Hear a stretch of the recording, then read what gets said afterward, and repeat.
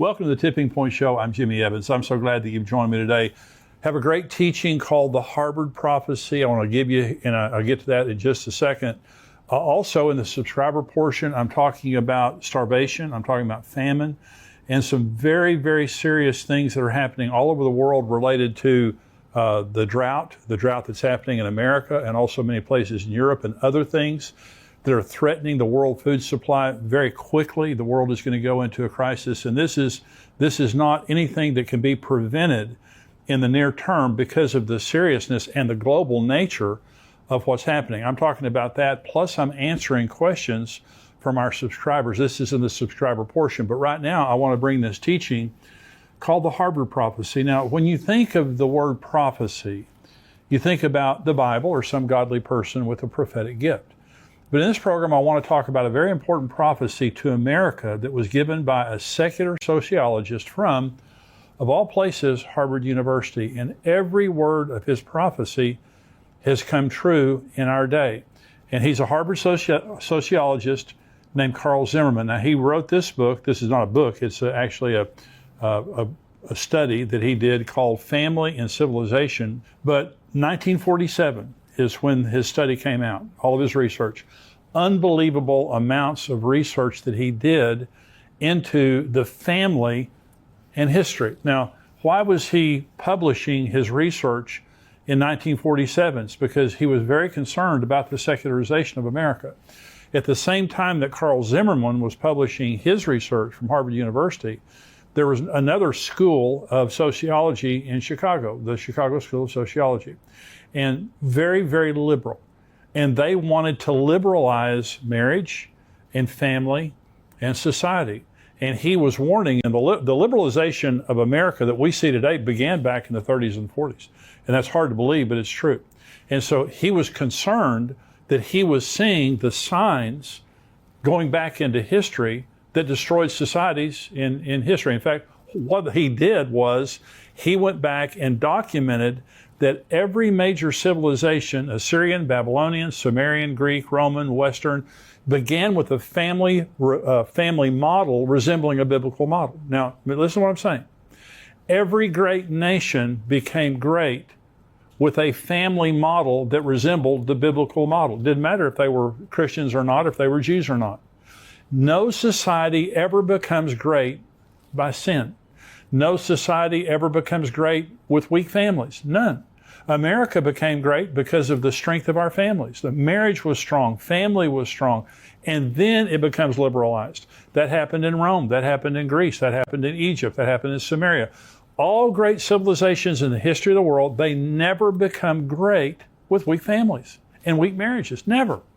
But once they become great, that's when the devil, through liberals, begins to attack the family system, and you see the downfall of every society in the history of the world that has fallen from within has gone through exactly the same steps as we're seeing right now in America. In fact, that we've seen in America. So Carl Zimmerman, in studying all the civilizations of the world, he boiled everything that he had seen down to 8 signs, and he calls these the 8 signs of an atomistic age. In fact, he has 11. And this is not an easy read. It's a sociological, report, but it's a phenomenal read if this is something that interests you, because it goes back into world history. You can go back and document every society that has fallen. It's a family problem. You know, when there's a mass shooting or some kind of a horrible thing that happens in America, you'll hear people on the news, and they'll say, "Well, this really goes back to the disintegration of marriage and family," and no one wants to hear that. Our liberal society, in fact, they hate marriage and family. They hate marriage. And so they hate the biblical model of family for many reasons. I'll talk about that more in just a minute. But Carl Zimmerman, in his book, he talks about the signs of an atomistic age. Now, atomistic is like an atom, A-T-O-M, the smallest measurable unit. Protons, neutrons, electrons. And so an atomistic age. Well, what does that mean? That means society goes from being about the whole to being about the individual, the atom, the tiniest measurement of one person. It's not about the 330 million people in America. It is about that individual, that now we celebrate the individual. So how does that happen? Because all great societies become great because you have a strong marriage of parents who care about their children more than themselves. More than themselves. They sacrifice for their family. Most of them have a fear of God. They're very committed to family and they're very committed to community, and they sacrifice for the purpose of their marriage and their children and their community. Okay, so he goes back in history and he does incredible amounts of research on all the great societies in the history of the world and why they fell. Okay, and so here are the things that they all have in common. You'll recognize every single one of these related to America. Number one, Carl Zimmerman says, marriage loses its sacredness as it is frequently broken by divorce. And such divorces do not consist of guilty parties, but simply two people who wish to terminate a relationship. Let me give you a little history lesson related to the Bolshevik Revolution in Russia. And in 1917, there was the Red October, where the Bolsheviks overthrew the czars. They overthrew the previous government. Now, their formal government, the Soviet government, wasn't set up until 1922, but they came in and they took over. And they wanted to control the people. This is what they wanted to do. They were socialists. They wanted to control the people. But they had a problem. And the problem they had was that marriage was very strong. And to get married, you had to go to the Russian Orthodox Church. The Russian Orthodox Church was extremely strong in Russian society. Great authority the church had. And so you had to go to the church to get married. You had to go to the church to get divorced. And the Russian Orthodox Church obviously controls society, a great deal of society. So the Bolsheviks came in and they said, you know, these people are too strong. See, liberals hate strong families. They hate strong marriages, and they hate strong families because people with strong marriages and families just don't need a lot of government. We don't need the government wiping our noses. We don't need the government telling us what to do. We don't need the government telling us how to raise our children and all this kind of stuff. When you have a strong relationship with God and a strong family, you just don't need a lot of government. That's what they hate. That's what liberals hate. They want you to serve them. They don't want a small, efficient government that serves the populace. They want a population that serves the government, and the government has all the power. So the Bolsheviks came in and listen to what they did. They said, we have got to diminish the power of the church, and we have to diminish the power of the family. So here's what they did. They passed no-fault divorce, number one. No longer did you have to prove fault. No longer was divorce wrong. It was just one party unilaterally could divorce their spouse for any reason at all. You didn't have to go to the Russian Orthodox Church anymore. The second law that they passed was abortion on demand. Any woman could get an abortion for free if she went to a public hospital. That's all she had to do. No questions asked. Okay. Number three is they confiscated all of the money and property of the Russian Orthodox Church. The Russian Orthodox Church, by the way, lost 200 million members during this period of time because of the Bolshevik Revolution, also because of World War I. 200 million members during that period of time. So this destroyed society. You had orphans on the streets. You literally could divorce your spouse anytime you wanted to, get an abortion anytime you wanted to. It destroyed the Russian society, and that's exactly what they wanted, because now marriage was no longer sacred and something connected to the church. It became all about the individual. Okay. Number two, sign of an atomistic society, is the traditional meaning of marriage is lost. Alternate forms of marriage arise, and individualized marriage contracts are advocated. Pseudo-intellectuals, now by the way, this is Carl Zimmerman now. Carl Zimmerman called liberals pseudo-intellectuals. I totally agree. They begin to theorize that in order to save marriage, its form must be changed to a less strict, looser, and more companionate structure. Shacking up. That's all it means. It just means to live with anybody that you want to live with. Marriage doesn't mean anything anymore. God is, by the way, the word sacred means God is in it. So God isn't in marriage anymore. It's about you.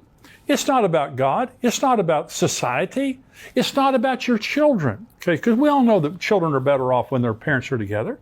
It's not about your children. It's about you. Atomistic. It's about the individual.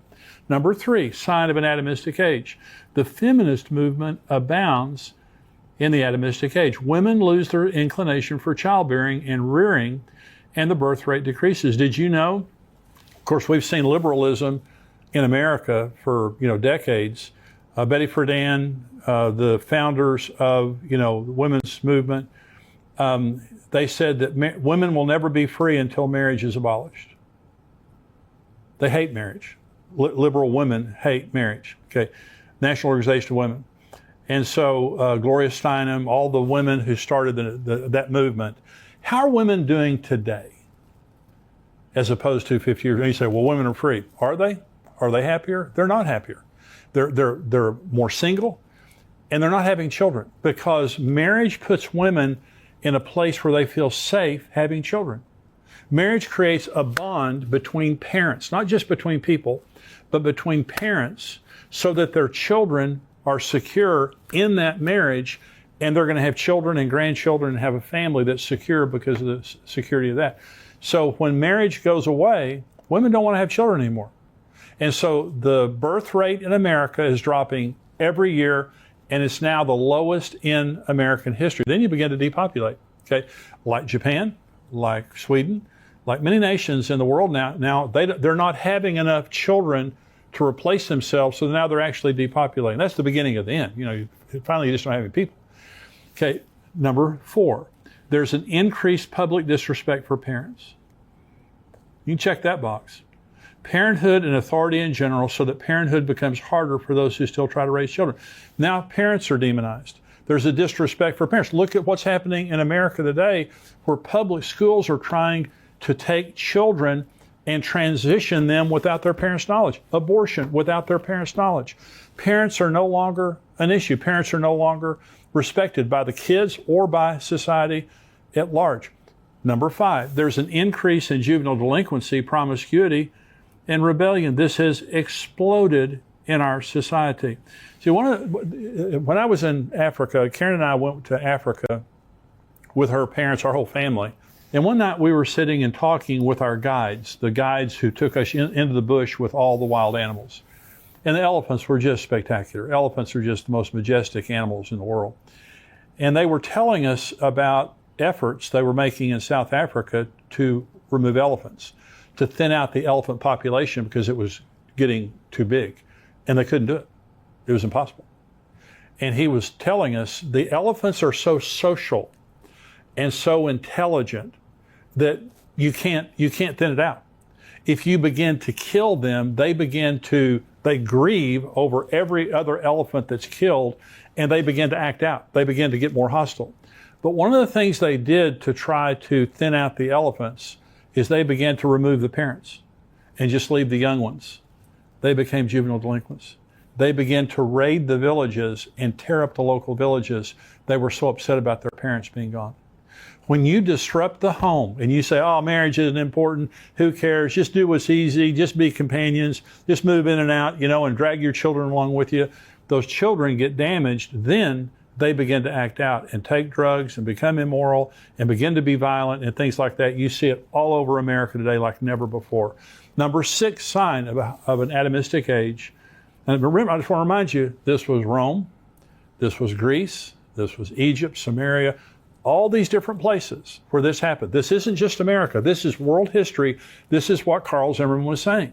If you want to liberalize the marriage and family laws of America, this is the price you're going to pay. This is world history. And he wrote it as a report. This is a prophecy. This is a prophecy that has come true in our day. Number 6, the hostility of pseudo-intellectuals to the traditional family soon spreads to the common people, sealing the doom for the society. Okay, again, pseudo-intellectuals, that's what he calls liberals. Okay, so the hostility of pseudo-intellectuals to the traditional family spreads to the common people. So I'm the president of XO Marriage. My son is the CEO of XO Marriage. We do marriage all over the world.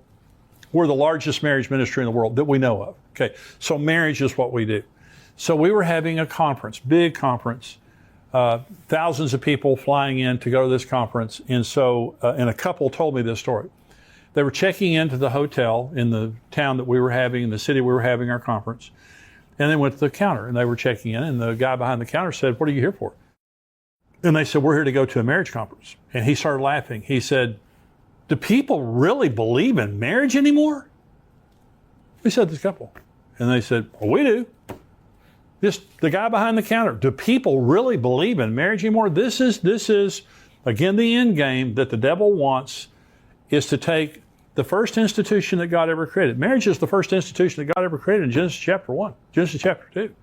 It's the foundation of every other institution. You can't take marriage out and keep society going. It's the foundation of society, God and marriage.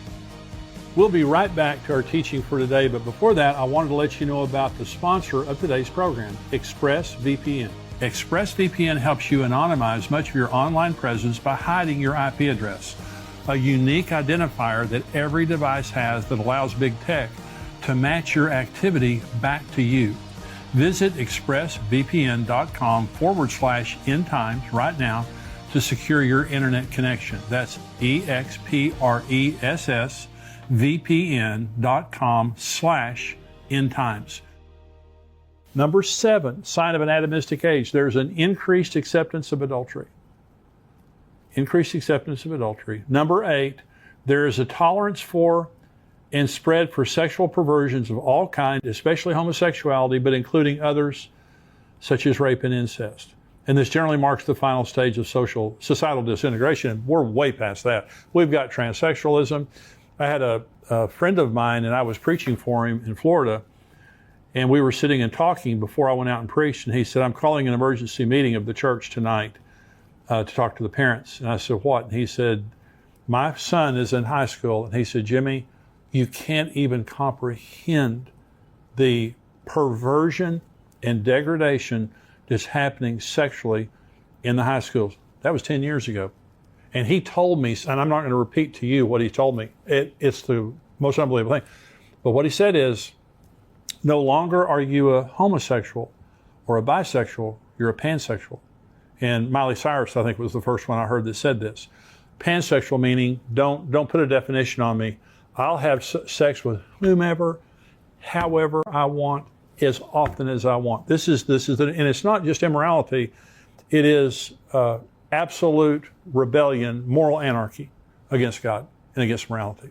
So we have all 8 signs. So Carl Zimmerman in 1947, going back into world history, was warning America and saying, hey, School of Chicago, sociology there, if that's what you want to do, this is what's going to happen. It's happened every place in world history that's ever been tried. And so he warned, we didn't listen to him, obviously, ignored his warnings, and the pseudo-intellectuals, the liberals, they always think they have the answer. When have they ever had the answer? Okay? But here's the question, is there an answer? Can we change? I mean, you see what's going on today. Can we change things? Yes, but there's only one way. And I want to go back to the thing that I said in the beginning, and that is the number one sign that Carl Zimmerman gave was marriage loses its sacredness. You have to turn back to God. When marriage loses its sacredness, it's because you no longer see it as God being in it. Now, in Matthew 19, this surprises some people. In Matthew 19, Jesus is confronted by the Pharisees. Now, the Pharisees believed in her-fault divorce. Okay? Not no-fault divorce, her-fault divorce. Women were owned. Women were chattel. They were property. Women didn't have rights. Men had all the rights. Listen to the context of Matthew 19. The Pharisees also came to him, Jesus, testing him and saying to him, is it lawful for a man to divorce his wife for just any reason? And he answered and said to them, have you not read that he who made them at the beginning made them male and female? And said, for this reason a man shall leave his father and mother and be joined to his wife, and the two shall become one flesh. So then they are no longer two, but one flesh. Therefore, what God has joined together, let not man separate. Now they're coming up and they're asking Jesus a honest question. If she burns the biscuits, can I put her away? If I just get tired of her, can I put her away? Because that's what they believed. They believed that for any reason at all, their wife did not please them. They just send her down the road. And all a man had to do to divorce his wife was write down on a piece of paper, I divorce thee, walk to the front door, hand her that piece of paper. She left without children, without furniture, without money, without anything. Typically to go back to her family in shame. So is a horrible place for women to be.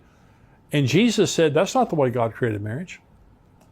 You be careful. What God has put together, what God has joined together, let not man separate. So in a In a functional society, you don't mess with marriage because God is in it. You don't go into a mother's womb and take a baby out because God is in it. See, sacred means we begin to see God in society. We see Him. But when you secularize a society, it means you sanitize God away from it. And that's exactly what's happened in America. We've taken God out, so no longer do we see marriage. It's about me. It's about me. It's about the individual. It's no longer about the group. And you have people working hard and raising a good family and paying their taxes and being important people in society. Then you have a person over here who's a pervert and comes out and says they're a pervert, and they go, oh, you're such a hero for being a pervert. And I was going, no, you're a pervert. We've taken the wrong and made it right, and the right and made it wrong. We've taken people who destroy societies and celebrate those people, and take people who build societies and begin to persecute those people. This is what's happening in America today. And so I'm saying, we go back into history. History is not on the side of liberals. Liberals don't like history. In fact, you look at socialism, and I was in church last Sunday morning, and Ed Young, who's my pastor, was preaching on wokeism, and he was talking about the lie of socialism. And you go back to Marxist Karl Marx. Karl Marx lived in London. He lived in a capitalistic society, and everything he did was paid for by a rich capitalistic friend of his. He never had to live under his stupid beliefs. He was a theoretical economist. He had theories. Every place his theories have touched have been destroyed, and 120 million people have lost their lives because of Marxist socialism. And so it's a lie. They can't build anything. They can just tear stuff down. And so in every society where God is working, in every society that is growing, there's some type of a family system with strong marriages, strong families, strong community of God-fearing people. That's what they all have in common. But in every society that is being destroyed, there's liberal thought, and marriage loses its sacredness. People begin to shack up. It's all about the individual. Women stop having children. Parents are no longer respected. Kids begin to be juvenile delinquents, and immorality of every kind comes into society. And that's the beginning of the end. And that's where we are today in America. The only hope we have in America is God. That's our only hope. And I pray for our politicians. I pray for this election that we have coming up in November. And I hope that good people win. By good people, I mean God-fearing people who believe in what I believe in. I believe what the Bible believes in. And so, but I don't put my hope in politicians. The only real hope America has is for revival and awakening. I prayed for it this morning. I'm asking you to pray for it every morning, every time you pray. And awakening. Revival is the church. You don't revive something that was never alive. They need to be revived. And society needs to be awakened to the reality of God. And there's been revivals and awakenings in history in America, in different places in the world that have changed society. We need a society-changing revival. We need to put our eyes on Jesus. But one of the reasons I'm saying this to you today is don't listen to the lies of the pseudo-intellectuals who believe they have the answers. God has the answers. This was not a religious man bringing a word based on the Bible. This was a sociologist going back into history and making an honest assessment of what destroys societies, and liberals and liberal thought destroys societies. God and God's form of God's plan for marriage and family is what everything thrives upon. I want to encourage you today. Maybe you've kind of been affected by some of the nonsense that liberals talk about. Get it out of your head. Believe in God. Put your feet firmly upon God and God's Word, and I promise that you'll have the best future that you can possibly have with that as your foundation. So as a society, how did we get here? We got here by liberalizing marriage and family, and from that point forward, we've been down on a downhill slide. But God can change things. We need to put our eyes in God and believe in Him. So I want to go now to the subscriber-only portion of the show. I'm talking about horrible things that are happening in the world related to drought and famine. And this is actually a good thing if you're looking for Jesus to come, because this is one of the major signs of the end times. I'm also going to be answering questions from viewers. Let me say this. If you or someone you know speaks Spanish, let them know about the Tipping Point show now in Spanish. Pastor Luis Roman hosts the show each week, and he shares end times teachings along with relevant and timely news articles. You can find the link to Luis's channel in the description of this video. But you'll really enjoy that if you speak Spanish or if you know someone who does. Stay tuned if you're a subscriber. Now, if you're a subscriber, you cannot watch the full episode on YouTube. You have to go to endtimes.com or respond to the email that we sent you. If you're not a subscriber, $7 a month, $77 a year, you get the entire podcast here, plus you get all the other emails and videos that come out all week long. We'd love to have you as a subscriber. Endtimes.com. You can go there for $7 a month, $77 a year, and become a subscriber. If you're a subscriber, stay tuned. Welcome to the Tipping Point Show. I am Jimmy Evans, and today we have a great program for you. I'm joined by a special guest talking about a fascinating subject. Josh Peck works in full-time ministry with Skywatch TV as a documentary filmmaker. He is also the author of numerous best-selling books. Josh is founder of Daily Renegade, where he's hosted a variety of shows and podcasts. And he's been featured on numerous television and radio shows. And today we're going to be talking about a book that Josh wrote with Tom Horn called Abaddon Ascending. And the subtitle here is The Ancient Conspiracy at the Center of CERN's Most Secretive Mission. It says Technology and Bible Prophecy Collide. Josh, thanks for joining me today. Thank you so much for having me. It's a pleasure. Well, this is, and Tom is my dear friend, but you guys did a tremendous amount of research in writing this book, and we appreciate your research very much. Now, we're going to talk, first of all, about just kind of the general science. Now, we're talking about quantum physics, so I don't want the average person out there to go cross-eyed because, I'm not on that level either. Now, we're going somewhere with this because there's a major international project called CERN, and we're going to talk about that later. But we're going to begin by talking about some of the very, very troubling scientific things that are going on in the world today that the average person really needs to know about. Let me begin by saying, just in the simplest terms, what is quantum physics? Yeah, so physics is really just the study of nature, just the study of God's creation. We would put it like that as Christians. Quantum just means the smallest of the small. So whatever the smallest bits of matter, whatever the smallest particles are, that is what quantum physics studies. So it's just studying the smallest building blocks of God's creation. We as Christians would put it like that. A scientist wouldn't. They would say nature or the universe or something. But in a nutshell, that's what it means. So the field of quantum physics, it for the average person, it makes them feel a little bit uncomfortable. But you kind of feel the opposite about that, don't you? Yeah, really what it comes from is scientists almost speak in a different language when they talk about quantum physics, and really you find this in all areas of science.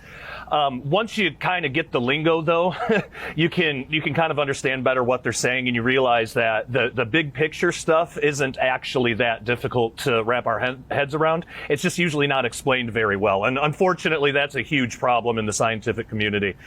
There are a few physicists that can explain it better for laymen like you and I, and those actually tend to get more popular. Like Michio Kaku is a good example of that. He has a way of being able to explain really complex things in a way that people can understand. So I try to do that in my books as well, talk about these, they are mathematically complicated, but the big concepts around much of this stuff, really anybody can understand. And isn't that just like God to create nature that way, to make it where it's beautiful and complex and artistic and creative, but also simple enough where we can at least get our heads around it. Yeah, and one of the things that just bothers me a lot is that there's this concept that there's the Bible and that there's science, and that they're against each other. They're antithetical to one another. And I think people are being beaten down today. An example would be evolution being taught in schools. The educators are saying, well, the Bible, that's a fairy tale. But here, science is an absolute fact, that can prove evolution, which they cannot. And so talk about observation versus interpretation. Right. So yeah, science, it wasn't that long ago that science and religion really were kind of the same thing, because scientists, a couple hundred years ago, a few hundred years ago, they kind of viewed it the way that, I think we as Christians should today, just like I described earlier. We're studying God's creation. And if you approach science that way, understanding that this is God's creation and you're looking at it for, appreciation and stuff like that, it kind of takes out some of that natural pride and hubris that we see in science today. And that's because they've removed God from science, and right. They're just trying to look at the universe as if it either always was here or it created itself somehow, and they don't really have any good answers for that. But you're right, they'll say stuff like that, but then they'll talk against the Bible quite a bit. So the difference between observation and interpretation, I think, clears all this up, because science and the Bible actually do go hand in hand, which we should expect. Science is just studying God's creation. God also wrote the Bible, inspired through his people. So when an observation is made, let's take science. When an observation is made, everybody in the room that's observing that's seeing that, should be able to objectively agree of what's happening. But what does it mean? That's where scientists kind of go all over the place, and some stay middle of the road, some go way off into left field. We even see this with just Christians in the Bible. We can all agree that a Bible verse exists, like John 1:1. We can all agree that exists. But what does that mean? Now, there's a whole bunch of debate about that, and really any Bible verse is like that. So that's the difference between observation, which is just agreeing what the objective reality is, and then interpretation. So the observations, the objective reality of the Bible, the objective truth that it teaches, and the objective observations of science really do go hand in hand. What disagrees are the interpretations. So, for example, there was a physicist that I was watching one of his lectures, and it was actually a debate. He was debating a Christian. And this physicist said, well, we know that there can't be an afterlife because there's no quantum field to take the information anywhere. Now, that is like the most ridiculous thing, and frankly, not a very smart thing for a physicist to say, because an afterlife is... Those kinds of comments are very intimidating. Yeah. To the average Christian. It sits them down, and it's just kind of like, well, I'm going to keep my mouth shut because this guy's a scientist here, but go ahead. Yeah, and they'll talk as if it's a proven thing. But what the physicist doesn't realize is if there's an afterlife, that's something outside of physical reality. Quantum fields are just what reality is made of. That's all it describes. Just what physical reality, the world, the three-dimensional world we live in. It just describes how it operates, what it's made of. It says nothing about the soul. It says nothing about the afterlife, nothing about any of that. So saying that quantum field theory disproves an afterlife really doesn't make any sense. But that's how he's interpreting the very real science of quantum field theory. So the interpretations definitely disagree, but then we're just talking about different belief systems. So it's not really a problem with science and the Bible, it's a problem with just people's different belief systems. So really there is no contradiction between science and the Bible. Well, another example of that is I saw, a lot of the anthropology, the paleontology and things that is done, they go out and they find a fossil, and I noticed they found a tooth, a single tooth, and from that tooth, an artist rendered what that tooth came from. Not a skeleton, a tooth. And so that was the interpretation. Everybody saw the tooth. We all agree that's a tooth. But they then interpreted it according to their biases. That's what happens. And we have to understand, and that's where I appreciate you being on the show. We have to understand, not everyone in the scientific community is an atheist or an agnostic or an unbeliever, but most of them are. And so secularists control most of the sciences, and they interpret it as such. Now, talk about the slit experiment and how that's a good example of observation versus interpretation. Yeah, this is a great example. So the double slit experiment is a very real experiment. You can even do a small version of this at home with just some tinfoil and a laser pointer and a couple other things. There's instructions online. It's a really simple experiment, but it is strange because science right now there's no consensus on exactly what this means or why this is happening. But the basic rundown of it is when they shoot electrons that's called the double slit experiment. So they shoot electrons through these two slits. When there's a detector to detect the particle, the pattern that comes out on the other end of the two slits looks a certain way. But when there's no observer, when there's no detector, it looks different. So the kind of interpretation, the general interpretation is that somehow observing the particle changes the way that it behaves. Now, this can get all into sort of really wacky New Age stuff. I mean, New Age steals from quantum physics all the time, and this is a big one. This has spawned things like, you can create the reality around you, just picture it in your mind and it'll come into your, the name it and claim it kind of stuff too, and a lot of that. But, even if just the fact that it's being observed somehow changes it, these are electrons. This is on a microscopic, subatomic really level. It would be such a small change you wouldn't be able to do anything with that in the real world. But more than that, there's simpler ways to look at this. When you have a detector, well, you're adding a detector, so you're adding a whole clump of particles, which naturally would interfere with the path of this one electron. So it could be as simple as that.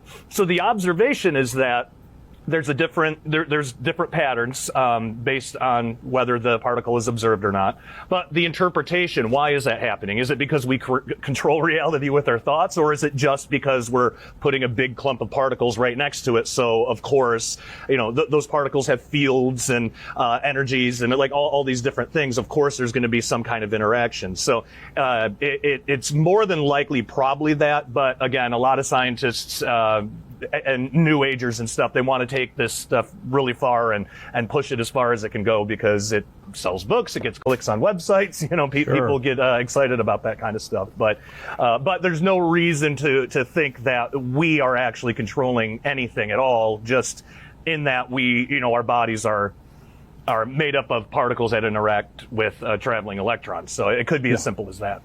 So talk about, why is quantum physics, what does it have to do with the Bible, and why should Christians care about quantum physics? Well, it's really cool because quantum physics says that everything in reality is essentially energy. But what's interesting is physicists don't know where the energy comes from. Now, we as Christians do. God spoke everything into existence. Right.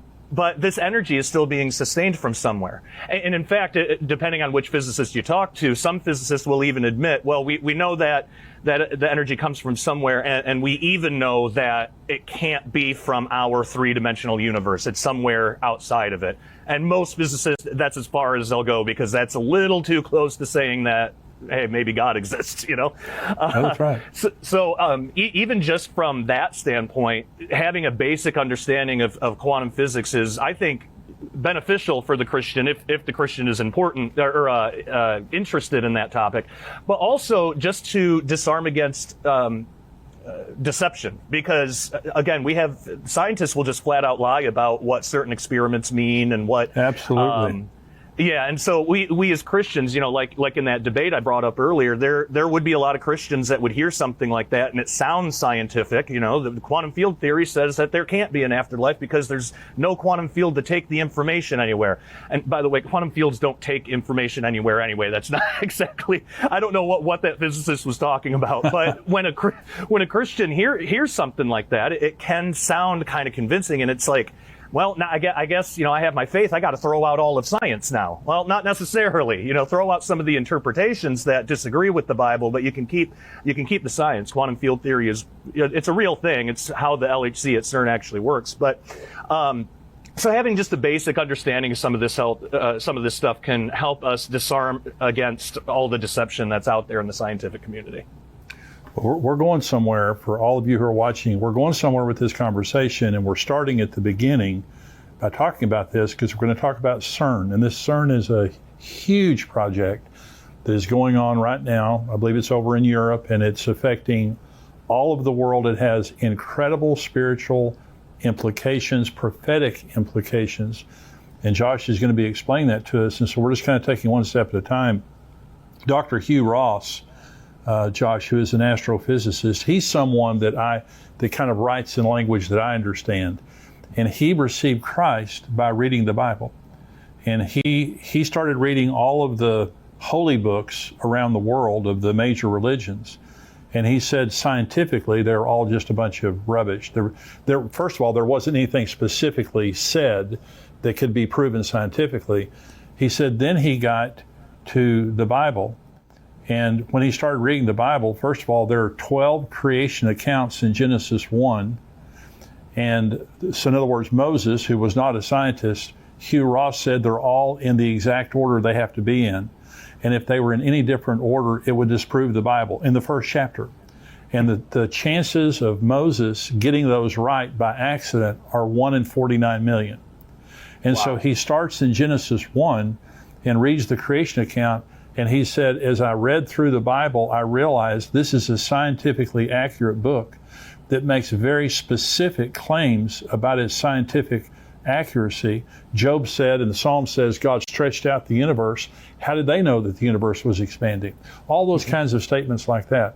And so for believers, the reason that we're doing this program is to help you to understand, do not be intimidated by all the scientific talk of the people out there. And people are saying that the Bible is just an unscientific book. There's no science behind it. In fact, many people say science disproves the Bible. What do you say about that, Josh? Yeah, that's one of their interpretations. They say that there's physicists out there that are really, really like militantly almost against the Bible. Like Lawrence Krauss is one of them. He'll even go on podcasts and say that religion offers nobody anything, that the Bible was just written by goat herders, which isn't that kind of insulting? I mean, have you tried herding goats? I don't know how to do it. Why would that? Yeah, exactly. Why would that mean that somebody's stupid? Like, but no, when you read it, I mean, there's actual quantum physics in there. I mean, in the first chapter of Ezekiel, when it talks about these amazing heavenly beings like descending out of this whirlwind. Well, the way that they're described, it's almost like these four beings are kind of fused together in really weird, odd ways. What that actually is, there's a scientific principle there called extra-dimensional unfolding. And I know that sounds like a big word, and scientists do this all the time. I think part of it is humorous. They name things like this so it sounds more complicated than what it is. Right. All it really is imagine there's like a two-dimensional universe that's just flat on your tabletop. Well, if I put a cube down there, how can I show that cube to the two-dimensional being that doesn't have up or down? You know, right. If they looked at it, they would just see a square. Well, I could unfold it, and if you unfold a cube, then, you know, you lay it out flat. It actually looks like a cross. But then they can at least have access to all of the information of that cube. They won't be able to put it together in their head what it fully looks like.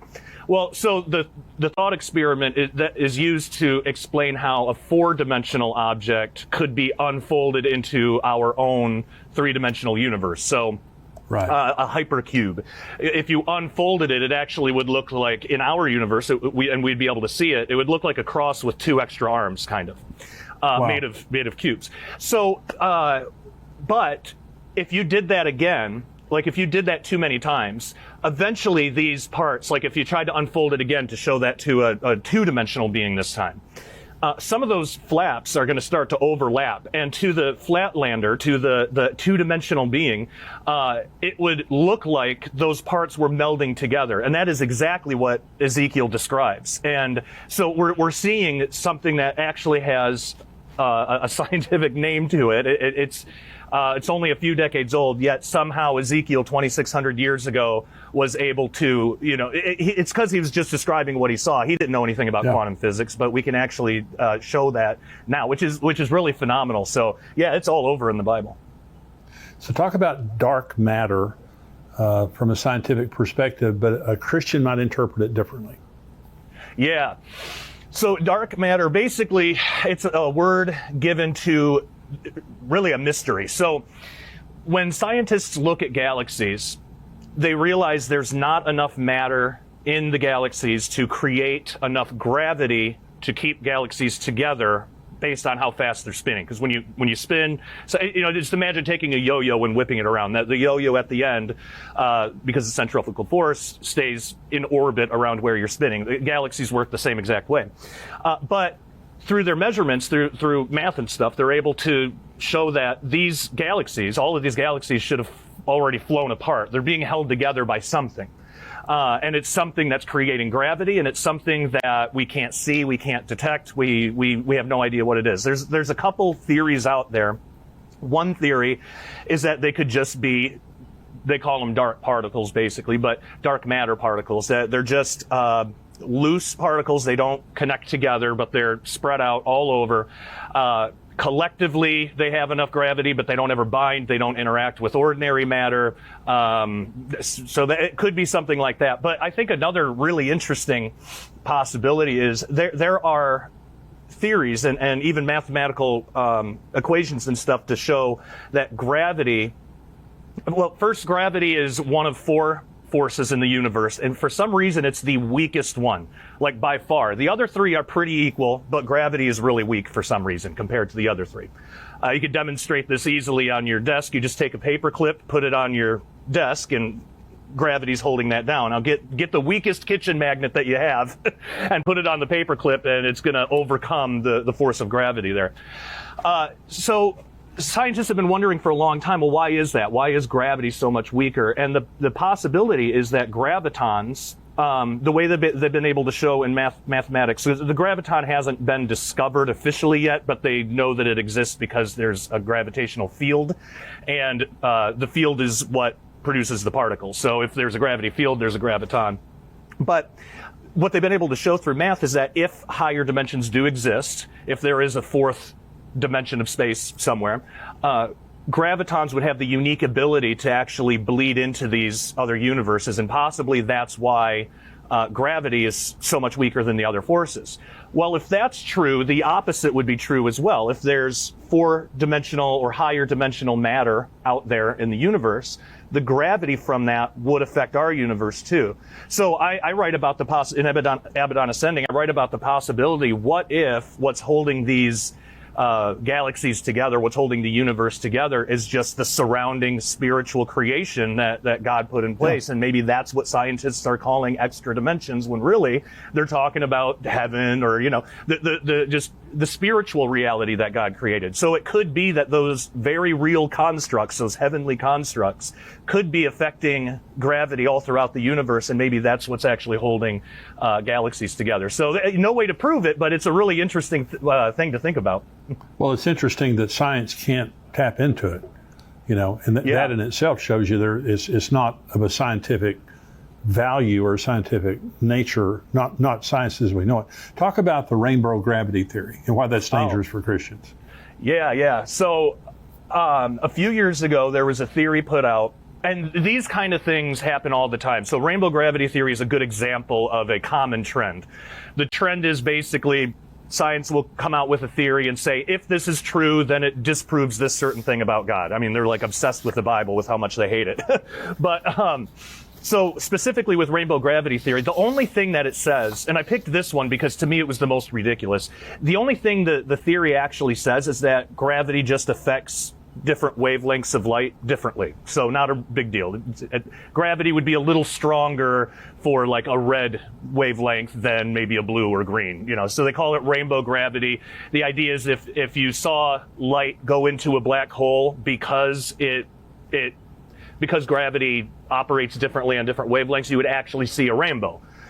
So, okay, kind of cool thought. But then somehow, and I've never gotten a good explanation of this, somehow they said that if that is true, then it means that the universe could not have been created by God, and there can't be a God, there can't be a point of creation. And I don't know how they reached that, how they bridged that gap, but somehow they did.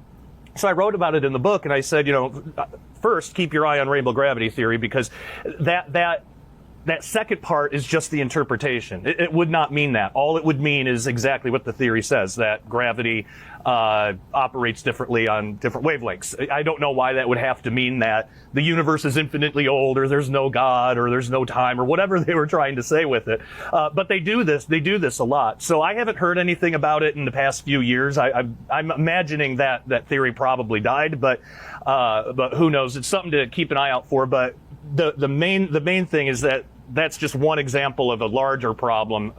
Every couple of months, there's going to be a new article coming out, where some scientists is saying, okay, here's a theory, and if this is true, it proves there can't be a God. So yeah, that's in a nutshell, that's rainbow gravity theory. But if it does turn out to be true, I mean, imagine that. There could be a day where, a Christian gets up, turns on the news, and the news reporter is saying, well, scientists have proven rainbow gravity theory, and we now know that there is no God. And we wouldn't know that. But hearing that on the news could be really jarring for a Christian, and then the Christian would say, well, I got to just throw out science altogether. Science is saying there's no God, so science can't be real. No, that's not exactly what's happening. It's the interpretation that they're putting on the experiment or the discovery or the mathematical theorem or whatever. It's just the interpretation that clashes. So that whole thing about God not existing, that would be an interpretation of something that may be like a real natural phenomenon. Well, going back to the theory of evolution, it's a theory. It cannot be observed. It cannot be replicated.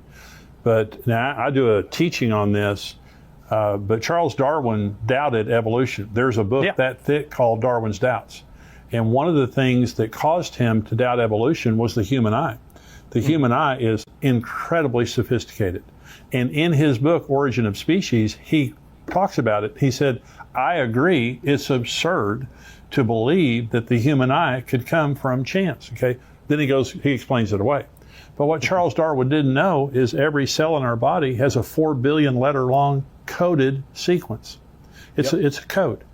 And if there's a code, there had to be someone that writes that code. There's no such thing as a computer code without a computer programmer. Okay.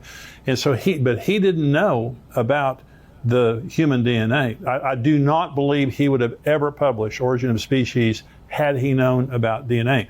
The other thing is the theory of relativity, E equals mc squared. Einstein proved that time and space are created dimensions. Okay. Yeah. In other words, there has to be a creator. Yep. And so all of this nonsense, you've done such a great job of explaining all these things. And what we want to do then, this is the prep for the next show that's going to be a barn burner. We're talking about CERN. But what we're trying to do to Christians out there is stop believing lies from the scientific community when they're trying to disprove the Bible, and have confidence in your God and in your Bible that they're true. They cannot be disproven, and the nature itself proves. So anything else you want to say, Josh, before we close this program? There are some really good scientists out there who are Christians. I can suggest Dr. Stephen Meyer is excellent. He's really great. Michael Strauss is really good too. He actually works at CERN. He's a Christian. I actually just had him over not that long ago to interview him for a film that we just put out called Ragnarok. So there are like good scientific sources out there where you can actually learn quite a bit, and they put it in ways that you can understand. So there's a lot of good out there in the scientific community. We just need to know where to look. Great. So what is your website where people can go to find out more about you? Sure. If they want to get the book, skywatchtvstore.com is the best place to go. And then my personal website is dailyrenegade.com, and we'd love to have you all over there. Great. Well, you need to look Josh up and his website there, Abaddon Ascending. Now, on the next show, Josh is going to join me. Now, we're talking about CERN. You've got to hear this stuff. It's absolutely mind-boggling what is happening there. Josh, thank you for joining me. I'll see you again on the next show. Sounds good. Thank you. God bless you. Goodbye. If you're watching us now on YouTube, I want you to become a subscriber. We have endtimes.com, and we have a whole podcast that's going to follow. The rest of the podcast is going to follow this interview with Josh. I'm talking about items in the news related to Israel and Iran. I'm also answering questions from our subscribers. And so if you're not a subscriber to endtimes.com, go to endtimes.com. It's $7 a month, $77 a year. We would love to have you be a subscriber. And if you are a subscriber, you cannot watch the full version here on YouTube. You need to go to endtimes.com to watch the full version. God bless you. Stay tuned.